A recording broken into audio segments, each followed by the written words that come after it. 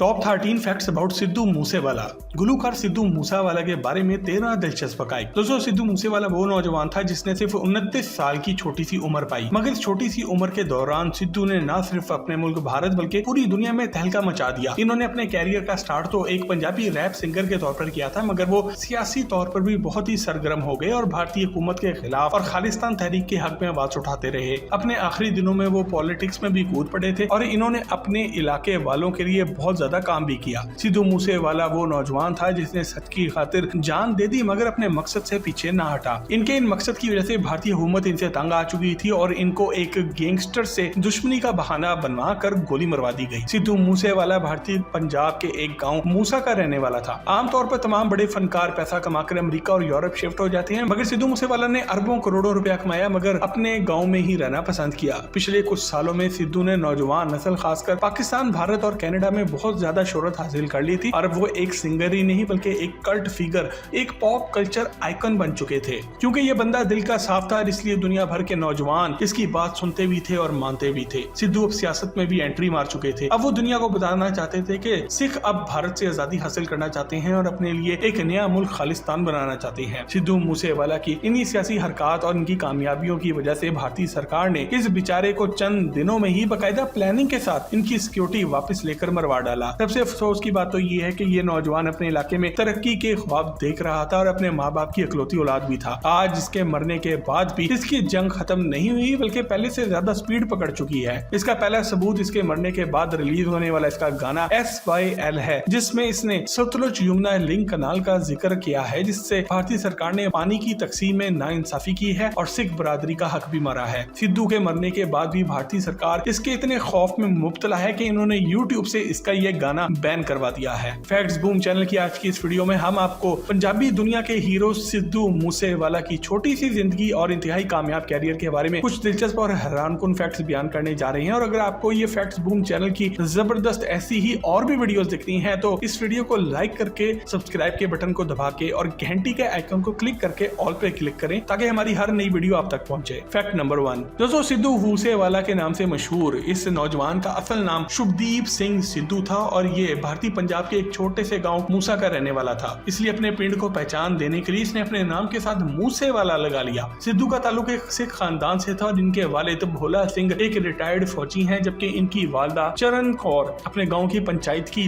Leader थी। सिद्धू ने engineering की डिग्री गुरु नानक कॉलेज से हासिल की थी और इसके अलावा इन्होंने कनाडा में मौजूद शेरिडन कॉलेज और हम्बर कॉलेज से भी तालीम हासिल की। फैक्ट नंबर 2, दोस्तों, साल 2016 में सिद्धू ने अपने कैरियर का आगाज एक लिरिसिस्ट के तौर पर किया था। वो बहुत से मशहूर गुलकारों के लिए गाने भी लिख चुके थे। इन्होंने दीप चंदू, एली मंगट और करण आहूजा के लिए भी गाने लिखे। इनका पहला गाना लाइसेंस साल 2016 में रिलीज हुआ। ये गाना लिखा तो इन्होंने था मगर रैपर निंजा ने इसे गाया था और इनका ये गाना सुपर हिट साबित हुआ। इसके बाद इन्होंने अपनी कामयाबी को देखकर अपने गाने खुद ही लिखने और गाने भी शुरू कर दिए। याद रखें कि इनके दुश्मनों ने इनका लैपटॉप हैक करके इनके पहले 10 गाने रिलीज करने से पहले ही चोरी करके लीक कर दिए थे, मगर इससे उल्टा सिद्धू को फायदा ही पहुंचा। फैक्ट नंबर 3, दोस्तों, अपने कैरियर में सिद्धू मूसेवाला ने कुल 3 सिंगल्स एल्बम्स रिलीज किए थे। 2018 में इनका पहला एल्बम PBX1 आया, 2020 में इनका एल्बम स्निचेस गेट स्टिचेस आया और 2021 में इनका एल्बम मूसे टेप आया और इन्होंने अपने कैरियर में बतौर एक सोलो सिंगर 70 से ज्यादा गाने गाए थे। इनके मशहूर तरीन गानों में जी वैगन शामिल है, so high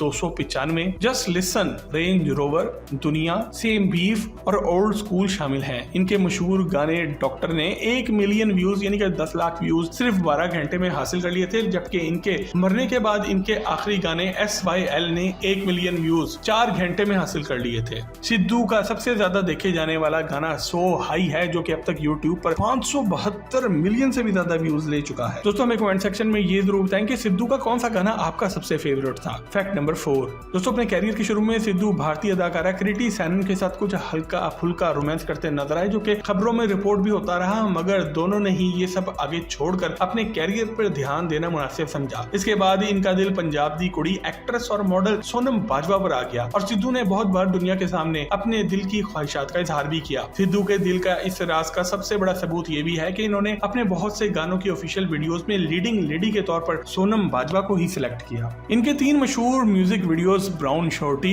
Jatti Gionee morgue वाली और बू कॉल, तीनों के अंदर ही इन्होंने सोनम बाजवा को लीडिंग रोल दिया। और आपका दिमाग आगे खुद सोच सकता है कि कोई लड़का एक ही मॉडल को बार बार हीरोइन के तौर पर क्यों कास्ट करेगा। फैक्ट नंबर 5, दोस्तों सिद्धू को गाना गाने का शुरू से ही शौक था और छठी जमात में आने के बाद हम में से बहुत से लोगों की तरह सिद्धू को भी रैप और हिप हॉप में दिलचस्पी पैदा हो गई। वो हॉलीवुड के मशहूर गुलकार टूपैक शकूर से काफी मुतासिर थे और इसलिए सिद्धू के गानों में भी टूपैक की तरह जज्बातियत और जुराइम का तासुर मिलता है और वो असली की भी खूब नुमाइश करके खुद को गैंगस्टर साबित करते रहे। इसके अलावा वो अपने वालिदैन से भी बेपनाह मोहब्बत करते थे और दोनों के लिए इन्होंने गाने भी लिखे। अपने वालिदैन के साथ ये कनाडा के शहर ब्रैम्पटन में कुछ अरसा रह भी चुके हैं। सिद्धू मूसेवाला की पसंदीदा कार रेंज रोवर SUV है। इनके पास एक काले रंग की रेंज रोवर भी मौजूद थी और वो अपनी इस लाडली गाड़ी के बारे में भी गाना बना चुके हैं। फैक्ट नंबर 6, दोस्तों क्या आपने कभी सोचा है कि सिद्धू को इंतहाई कम उम्र में इतनी ज्यादा शोहरत कैसे मिली? इसकी वजह महज ये नहीं कि वो एक बेपनाह टैलेंटेड रैपर थे। सिद्धू कंट्रोवर्शियल यानी कि मुतनाज़ा शख्सियत के मालिक थे और ये बात इनके गानों में भी पूरी तरह झलकती थी। इनके गानों की शायरी काफी पुरतशद्दुद और वायलेंट किस्म की होती थी जिसमें जुराइम, मौत और सियासत पर बात की जाती थी। इसके अलावा ये अपने गाँव में भारतीय सिस्टम और हुकूमत को भी काफी तनकीद का निशाना बनाते रहे और अक्सर कश्मीर और खालिस्तान के हक में बात भी करते रहे। वो ऐसी बातों का जिक्र करते थे जिनके बारे में बोलने से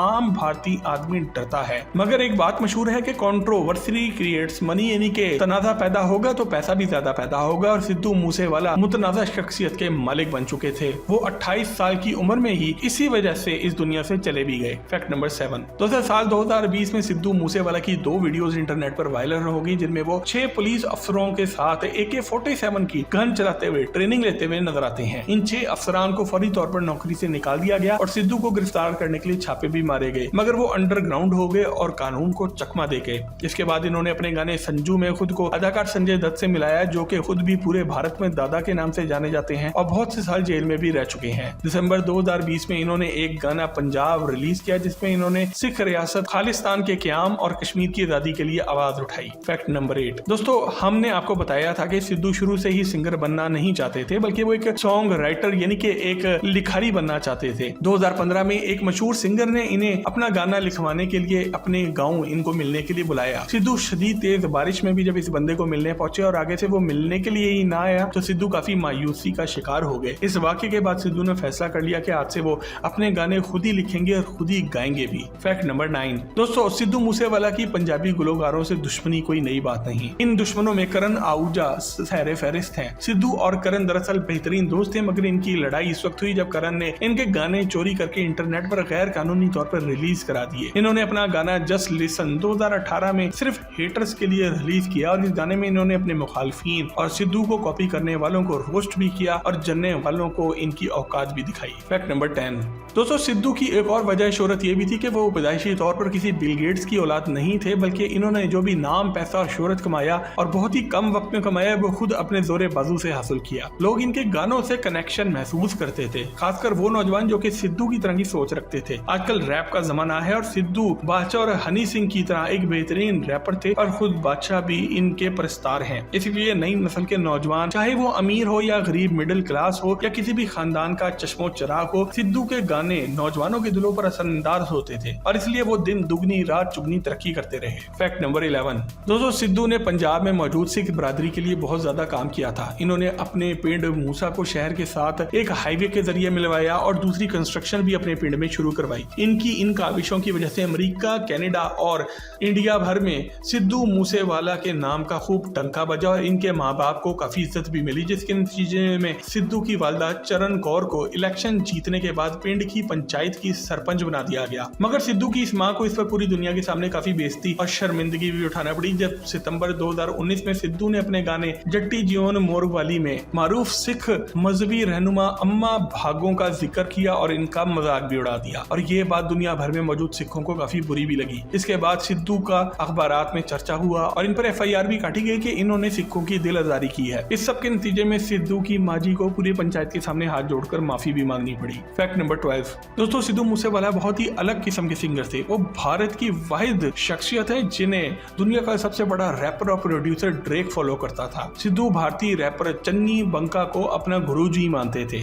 बंका ने सिद्धू को पंजाबी म्यूजिक इंडस्ट्री में जान पहचान करवाई। सिद्धू आज कनाडा में भी बहुत मशहूर हैं क्योंकि इस मुल्क में लाखों की तादाद में पंजाबी जुबान बोलने वाले बसते हैं और यहाँ पर भी बंका जी की मदद से ही सिद्धू ने अपने पैर जमाए थे। सिद्धू एक इंटरनेशनल रैपर थे और इन्होंने हॉलीवुड में भी अपना नाम बनवाया। इनका गाना 47 यूके सिंगल्स चार्ट में टॉप 10 में रहा और पूरी दुनिया में इसको पजीराई मिली। दोस्तों सिद्धू मूसेवाला को इनके कैरियर में काफी परेशानियां भी देखनी पड़ी। इन्होंने म्यूजिक इंडस्ट्री में बहुत से दोस्त बनाए मगर सबने ही इनको धोखा दिया और नुकसान भी पहुंचाया। मगर सिद्धू कमजोर ना पड़े बल्कि इन्होंने मेहनत के साथ अपनी गुलकारी और लिखारी को जारी रखा और आज सिद्धू मूसेवाला एक अनबीटेबल ट्रेंड बन चुका है जो कि मर के भी जिंदा है। इनके गाने सो हाई ने इनको बहुत ज्यादा कामयाबी दिलवाई और इन्होंने इसी की वजह से बेहतरीन लिरिसिस्ट का अवार्ड भी अपने नाम किया और ब्रिटिशिया टीवी के म्यूजिक अवार्ड्स में सबसे बड़ा अवार्ड भी जीता। सिद्धू एक गुलकार के साथ साथ एक अदाकार भी थे। इनकी पहली फिल्म का नाम था yes I am a student और ये फिल्म इन्होंने खुद ही लिखी थी और खुद ही बनाई भी थी। इसके अलावा ये तेरी मेरी जोड़ी और गुना में भी नजर आई। फैक्ट नंबर 13 दोस्तों 29 मई 2022 को कुछ नामालूम अफराद ने सिद्धू मूसेवाला की गाड़ी पर अंधाधुंध फायरिंग करके इन्हें हलाक कर दिया। पुलिस के मुताबिक लॉरेंस बिश्नोई गैंग ने इसकी जिम्मेदारी कबूल कर ली। सिर्फ चंद दिन पहले ही भारतीय हुकूमत ने इनकी सिक्योरिटी खत्म कर दी थी। इनके जिस्म से 19 गोलियां बरामद हुई। सिद्धू की मौत के अफसोस में कनाडा की पार्लियामेंट में 2 मिनट की खामोशी छाई रही और मशहूर रैपर ड्रेक ने भी अपने ट्विटर और इंस्टाग्राम पर इनकी मौत का अफसोस किया। हैरत की बात तो यह है कि सिद्धू ने अपने कैरियर के दौरान बहुत से गानों में अपनी मौत का खुद भी जिक्र कर दिया था और अपने आखिरी गाने द लास्ट राइड और SYL